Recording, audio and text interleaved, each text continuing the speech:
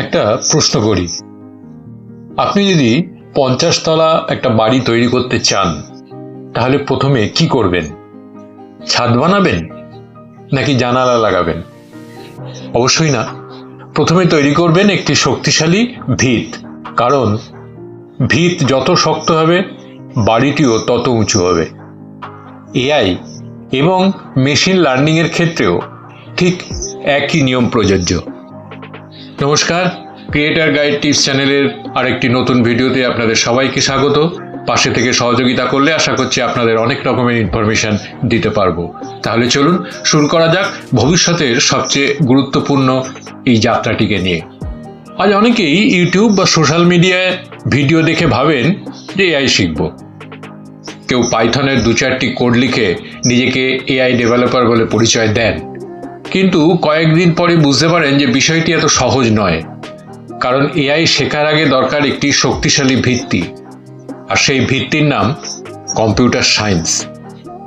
তাহলে computer science আসলে কি? অনেকেই মনে করেন যে কম্পিউটার সায়েন্স মানে শুধু কম্পিউটার চালানো বা প্রোগ্রামিং শেখা। আসলে কম্পিউটার সায়েন্স সমস্যা সমাধানের বিজ্ঞান। এটি শেখায় যে কিভাবে একটি সমস্যা বিশ্লেষণ করতে হয়, কিভাবে তার সবচেয়ে কার্যকর সমাধান তৈরি করতে হয়, আর কিভাবে সেই সমাধানকে কম্পিউটার দিয়ে বাস্তবায়ন করা যায়। অর্থাৎ কম্পিউটার সায়েন্স শুধু কোড লেখা নয়, এটি যুক্তি, বিশ্লেষণ এবং দক্ষতার সমন্বয়, প্রোগ্রামিংয়ের, এআই এর ভাষা।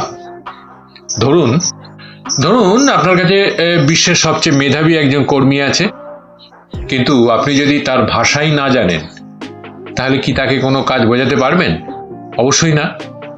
কম্পিউটারের ক্ষেত্রেও সেই একই কথা প্রযোজ্য। প্রোগ্রামিং ল্যাঙ্গুয়েজ হলো মানুষের সঙ্গে কম্পিউটারের যোগাযোগের মাধ্যম। বর্তমানে এআই শেখার জন্য সবচেয়ে জনপ্রিয় ভাষা হলো পাইথন। কিন্তু শুধু পাইথনের সিনট্যাক্স জানলে এআই ইঞ্জিনিয়ার হওয়া যায় না। প্রোগ্রামিংয়ের আসল শক্তি হলো সমস্যা ভেঙে ছোট করা, ধাপে ধাপে সমাধান করা এবং দক্ষভাবে চিন্তা করা। ডাটা স্ট্রাকচার বা তথ্য সাজানোর শিল্প।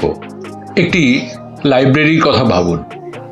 যদি হাজার হাজার বই এলোমেলোভাবে রাখা থাকে তাহলে একটি বই খুঁজে পেতে কত সময় লাগবে?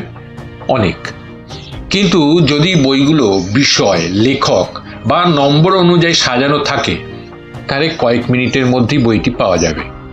কম্পিউটারও ঠিক এভাবেই তথ্য সংরক্ষণ করে। ডাটা স্ট্রাকচার শেখায় কিভাবে তথ্য এমনভাবে সাজানো যায় যাতে দ্রুত খুঁজে পাওয়া, পরিবর্তন করা এবং ব্যবহার করা যায়।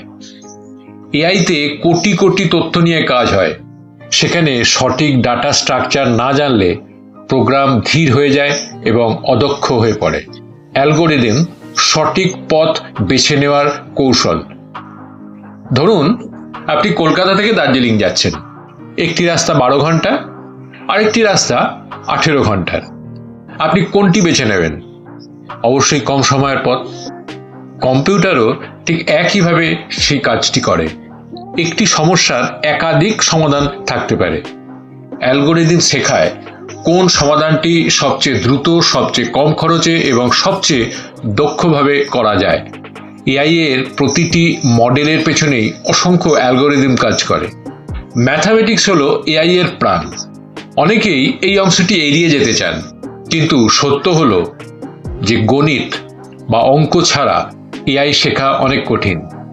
বিশেষ করে linear algebra, probability, statistics, calculus. এই বিষয়গুলো এআই এর ভিত্তি তৈরি করে। তবে ভয় পাওয়ার কিছু নেই। শুরুতেই সব কিছু আয়ত্ত করতে হবে না। ধাপে ধাপে এগোলে এই বিষয়গুলো সহজ হয়ে যায়। ডাটাবেস বা তথ্যের ভাণ্ডার। এআই এর সবচেয়ে বড় শক্তি হলো ডাটা। কিন্তু তথ্য যদি সঠিকভাবে সংরক্ষণই না করা হয় তাহলে এআই কি নিয়ে কাজ করবে? তাই ডাটাবেস শেখায় যে তথ্য কিভাবে সংরক্ষণ করতে হয়, কিভাবে দ্রুত খুঁজে বের করতে হয় এবং কিভাবে নিরাপদ রাখতে হয়। যে এআই ইঞ্জিনিয়ার ডাটা বুঝতে পারে না তার জন্য বড় প্রকল্পে কাজ করা কঠিন হয়ে যায়। অপারেটিং সিস্টেম ও নেটওয়ার্কিং।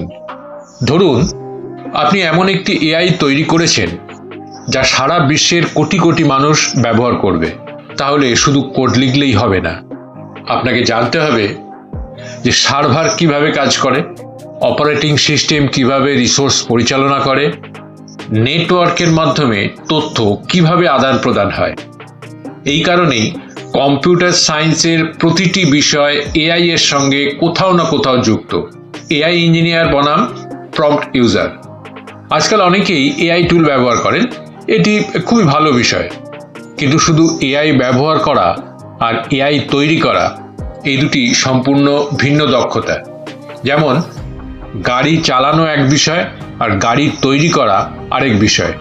একজন এআই ব্যবহারকারী বিভিন্ন টুল দিয়ে কাজ করতে পারেন, কিন্তু একজন এআই ইঞ্জিনিয়ার নতুন মডেল তৈরি করতে পারেন, উন্নত করতে পারেন, সমস্যার সমাধান করতে পারেন এবং বাস্তব জীবনের জটিল চ্যালেঞ্জগুলো মোকাবিলা করতে পারেন। এই পার্থক্য তৈরি করে যে কম্পিউটার সায়েন্সের মজবুত ভিত্তি। ভবিষ্যতের কর্মক্ষেত্রে কী হবে? বিশ্ব দ্রুত বদলাচ্ছে। অনেক সাধারণ কাজ স্বয়ংক্রিয় হবে, কিন্তু নতুন ধরনের কাজও তৈরি হবে। যেমন AI engineer, machine learning engineer, data scientist, AI researcher, robotics engineer, computer vision engineer, NLP engineer, AI product developer. এই পেশাগুলোর জন্য শুধু একটি সফটওয়্যার ব্যবহার জানলেই হবে না, দরকার গভীর প্রযুক্তিগত জ্ঞান, সমস্যা সমাধানের দক্ষতা এবং শেখার মানসিকতা। তাহলে আজ আমরা বুঝলাম যে এআই হলো ভবিষ্যতের প্রযুক্তি, কিন্তু সেই ভবিষ্যতের দরজা খুলে দেয় কম্পিউটার সায়েন্স। তাই যদি সত্যি এআই ও মেশিন লার্নিংয়ে দক্ষ হতে চান বা চাও, তাহলে প্রথমেই নিজের ভিত্তি শক্ত করুন, কারণ শক্ত ভিত্তির ওপর দাঁড়ায় শক্তিশালী ভবিষ্যৎ। পরবর্তী পর্বে আমরা জানব যে এআই ও এমএল শিখে কি কি ক্যারিয়ারের সুযোগ তৈরি হচ্ছে, কোন দক্ষতা সবচেয়ে বেশি চাহিদা এবং কিভাবে আজ থেকেই নিজের ভবিষ্যৎ গড়া শুরু করবেন। ভিডিওটি আপনার বন্ধুদের সঙ্গে শেয়ার করুন, যাতে তারাও ভবিষ্যতের জন্য প্রস্তুত হতে পারে। আর অবশ্যই আমাদের চ্যানেল সাবস্ক্রাইব করে পাশে থাকা বেল আইকনে ক্লিক করুন, যাতে নতুন ভিডিও প্রকাশ হওয়ার সঙ্গে সঙ্গেই আপনি দেখতে পারেন। মনে রাখবেন, আজকের একটি ছোট পদক্ষেপ আগামী দিনের একটি বড় সাফল্যের ভিত্তি হতে পারে। নমস্কার, দেখা হবে পরবর্তী ভিডিওতে।